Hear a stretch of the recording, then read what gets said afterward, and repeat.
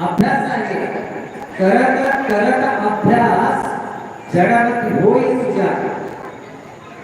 म्हणजे तुम्ही पारंगत व्हायचं असेल तर तुम्हाला सांगतो एकेश्वरची भक्ती आहे, निष्ठा भक्ती जी आहे ती फार महत्वाची आहे. नाहीतर कसं होतं माहिती का, एक फार प्रवास होता का पानाडी, जगप्रसिद्ध पानाडी, आणि तो एका शेतकऱ्याला पाणी सांगितलं तुझ्या शेतामध्ये पाणी आहे, एक 100 फूट बोर घे, तुला पाणी भरपूर आहे, भरपूर म्हणजे तुला पूर्ण उठतं. आणि मग तो शेतकरी शेतात गेला आणि 100 फूट बोर मारला आणि त्याच्याकडे आला की महाराज पाणीच लागलं नाही की म्हटलं असं कसं म्हटलं, पाणी लागलंच पाहिजे म्हटलं. अहो नाही हो पाणी लागलं नाही, बोर मारला होय 100 फूट बोर मारला की चल दाखवतो म्हटलं. गेला आणि बघतो तर काय इथं 10 फूट, इथं 10 फूट, इथं 10 फूट, इथं 10 फूट, 10 ठिकाणी 10 फूट मारला. झालं की 100. अरे धोका मारला, एका ठिकाणी 100 फूट मारा सांगितलं, 10 ठिकाणी 10 फूट मारलं तर तुझ्या बापाला तर पाणी लागेल का? एका ठिकाणी तू बोर मार, पाणी लागतं.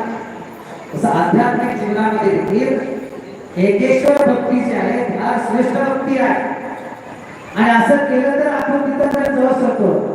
नाहीतर कसं होतं माहिती काय, सोमवारला महादेव, मंगळवारला मंगळागौरी, बुधवारला शुक्र, गुरुवारला भूदेव दत्त, शुक्रवारला महालक्ष्मी, शनिवारला बजरंगबली की जय, आणि रविवारला मल्लया खंडोबा मल्लया.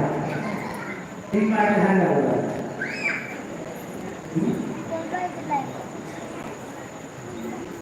म्हणजे कसं होते माहिती का, एक भक्त संकटामध्ये सापडलं. म्हणजे तो जलविहार करण्यासाठी गेला होता आणि त्या ठिकाणी काय झालं, वादळ निर्माण झालं.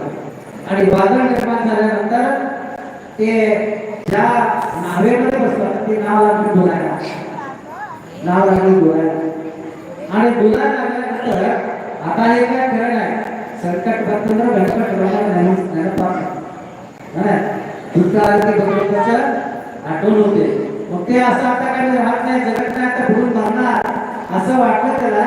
आणि तो काय म्हटला, लगेच गणपतीचा धावा केला, गजानन बुद्ध महाराज गजानन महाराज की जय, गजानन महाराज की जय, गजानन महाराज की जय असं म्हणतात. ते नाव काय गणपती सांगायला.